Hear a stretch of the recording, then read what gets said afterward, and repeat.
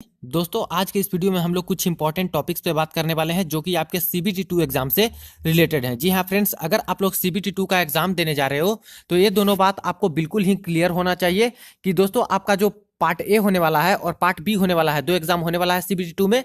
तो part A का परीक्षा पहले होगा या फिर पार्ट बी का परीक्षा पहले होगा, या फिर पार्ट ए और पार्ट बी दोनों को मिला के ही क्वेश्चन दिया जाएगा। तो ये बातें मैं क्लियर कर दूंगा इसमें। उसके बाद दोस्तों दूसरा है कि जो पार्ट बी आपका है, जो ट्रेड सब्जेक्ट है सभी का, वो मिक्स आएगा क्या, सभी का ट्रेड का मिक्स आएगा या फिर अलग अलग आएगा। जैसा कि कल ही आपका मॉक टेस्ट का लिंक ओपन हुआ था जिसमें मिक्स ही आ रहा था, तो उसके माध्यम से बहुत सारे लोगों ने कमेंट करके पूछ रहे थे कि सर क्या मिक्स ही आने वाला है वहां पे। तो ये भी आपको क्लियर हो जाएगा इस वीडियो के माध्यम से। और दोस्तों आपको जानना बहुत ही जरूरी है क्योंकि लाखों छात्र यही गलती करते हैं कि पूरा इंस्ट्रक्शन पहले नहीं पढ़ते, जो कि एग्जाम के बारे में आपको बताया जाता है मुख्य बातें। तो चलिए इस वीडियो को पूरा देखने के बाद आपको सारा कुछ क्लियर हो जाएगा। तो फ्रेंड्स यहाँ पे मैंने रेलवे एलपी सीबीटी 2 का मॉक टेस्ट का लिंक ऑफिशियली ओपन कर रखा है। इसी में आपके पूरे इंस्ट्रक्शन है दोस्तों, एक एक करके बता देता हूं ताकि यहाँ पे आप लोग अगर क्लियर हो गए तो वहां पे पढ़े या ना पढ़े इंस्ट्रक्शन कोई भी दिक्कत नहीं होने वाली है। तो चलिए एक एक करके आपको बता देता हूं। पहला जो आपका पॉइंट है दोस्तों, ये बताया गया है कि टोटल ड्यूरेशन ऑफ एग्जामिनेशन आपका 150 मिनट का होने वाला है। उसके बाद पार्ट ए में आपको 90 मिनट दिया जाएगा और पार्ट बी के लिए 60 मिनट दिया जाएगा। दूसरा जो है आपका दोस्तों, इसमें बताया गया है कि नंबर ऑफ क्वेश्चन आपके रहेंगे 175।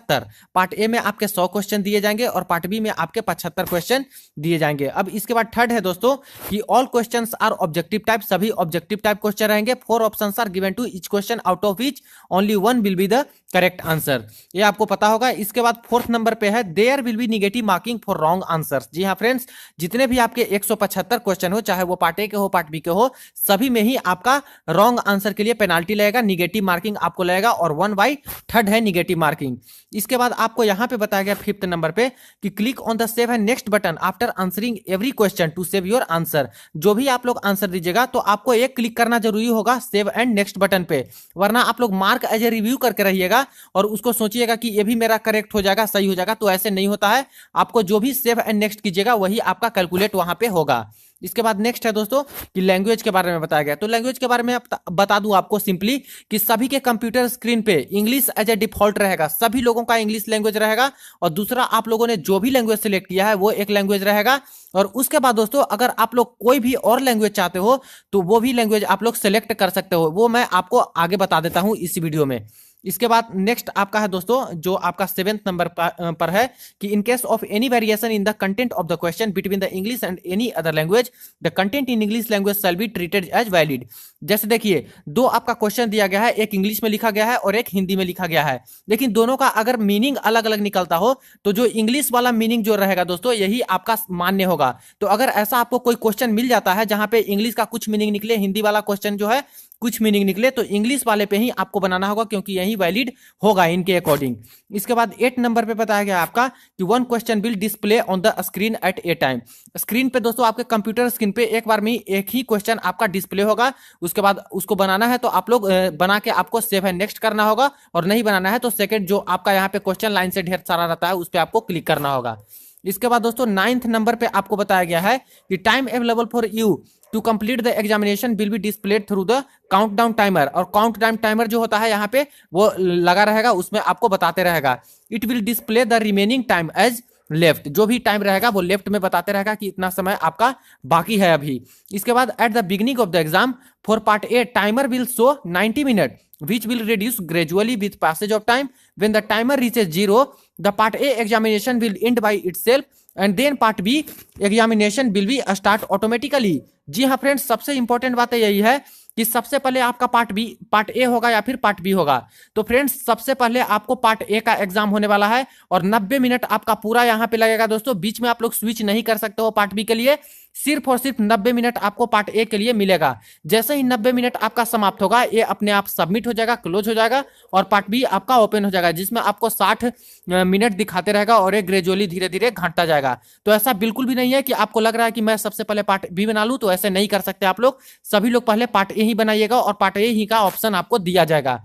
इसके बाद नेक्स्ट है फ्रेंड्स, यहाँ पे क्वेश्चन बॉक्स के लिए कुछ कुछ बताया गया है। जैसे देख सकते हो कि जो रेड कलर का है वो आप लोग क्वेश्चन छोड़ दिए हो, ग्रीन कलर का लग गया तो आप लोग समझिए कि मैंने आंसर दे दिया है, और वायलेट कलर का लग गया तो आप लोग वहां पे मार्क्ड एज ए रिव्यू करे हो, यानी कि बाद में भी आप लोग बना सकते हो। इसके बाद दोस्तों आपको बता दूं कि अगर आप लोग कोई क्वेश्चन को मार्क एज ए रिव्यू करते हो इसको ताकि बाद में बनाए, तो वो वायलेट कलर से लिखा रहेगा और उस पर फिर बाद में बनाना है, टाइम अगर मिलता है तो उस पर क्लिक करके आप लोग को बना के सेव एंड नेक्स्ट करना होगा, तभी आप लोग को वो फिर ग्रीन हो जाएगा।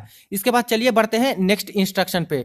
तो नेक्स्ट यहाँ पे दोस्तों बताया गया है, यहाँ पे इंपॉर्टेंट बात है, जैसे देखिए कोई इमेजेस ऐसे होते हैं जो कि विजिबल नहीं होते हैं अच्छे से छोटे इमेज में, तो उसको आप लोग बड़ा भी कर सकते हो उस इमेज को। तो कैसे बड़ा करना है दोस्तों, जो आपका माउस का कर्सर है, जो पॉइंटर होता है, उसको उस इमेज पे ले जाइए। जैसे मान लीजिए ये आपका इमेज है, इसको जूम करना है, कोई इमेज वाला क्वेश्चन है, तो इस पे जो ये पॉइंटर होता है माउस का, इसको ले जाइए और जो आपका माउस हाथ से जो ऑपरेट कर रहे हैं दोस्तों, यहाँ पे एक होता है ऐसे स्क्रॉल करने के लिए, तो उसको स्क्रॉल कीजिएगा तो ये बड़ा हो जाएगा और छोटा हो जाएगा, बड़ा छोटा जूम इन जूम आउट ऐसे होते रहेगा। तो ये आपको यहाँ पे बताया गया कि आप लोग इमेज को इनलार्ज भी कर सकते हो अगर कुछ वहां पे दिक्कत आ रही है तो समझने में। इसके बाद नेक्स्ट हम लोग देखते हैं। तो नेक्स्ट में आपको यहाँ पे कुछ बातें बताता हूँ, जैसे यहाँ पे सिलेक्ट मैं कर लेता हूँ लैंग्वेज, एक इंग्लिश मैंने सेलेक्ट कीजिए कर लिया, यहाँ पे आई हैव और I am ready to begin. तो इसको जैसे ही ओपन कर लीजिएगा तो इस तरह से कुछ खुल जाएगा और यहाँ पे आप लोग देख सकते हो ये सारे क्वेश्चन ऐसे ही आपको कंप्यूटर स्क्रीन पे दिखाते रहेंगे। जो भी आप लोग को क्वेश्चन बनाना है उस क्वेश्चन पे आप लोग क्लिक करके आप लोग बना सकते हो, उस क्वेश्चन का आंसर आप लोग दे सकते हो दोस्तों। और ये पार्ट ए यहाँ पे लिखा गया, तो सबसे पहले पार्ट ए का ही आपका हो रहा है और यहाँ पे 89 मिनट और यहाँ पे 19 सेकंड दिखा रहा है। तो ये जैसे ही ये खत्म हो जाएगा, जीरो हो जाएगा, तब आपका यहाँ पे पार्ट बी लिख देगा और पार्ट बी का एग्जाम शुरू हो जाएगा और यहाँ पे टाइमर जो है 60 मिनट से घटता जाएगा। और उसके बाद जैसे ही ये भी खत्म हो जाएगा तो पूरा ही आपका पार्ट ए भी पहले तो सबमिट हो ही जाएगा 90 मिनट खत्म होने के बाद, और उसके बाद पार्ट बी भी आपका सबमिट हो जाएगा। अब यहाँ पे देख लेते हैं दोस्तों दूसरा इंपॉर्टेंट बात। तो दूसरा इंपॉर्टेंट बात यह है दोस्तों कि अभी आप लोग जब मॉक टेस्ट दे रहे होगे तो आपका जो 100 क्वेश्चन है, ये पार्ट बी आपका ओपन ही नहीं हो रहा है और पार्ट बी ए में ही आपका जो 100 क्वेश्चन है, इसी में सारा क्वेश्चन ही आपका मिला जुला के दे रहा है, ट्रेड का भी सभी का ही मिला जुला के दे रहा है। तो बहुत सारे लोग कंफ्यूजन में थे और पूछ रहे थे कि सर क्या इसी तरह से वहां पे क्वेश्चन आएगा?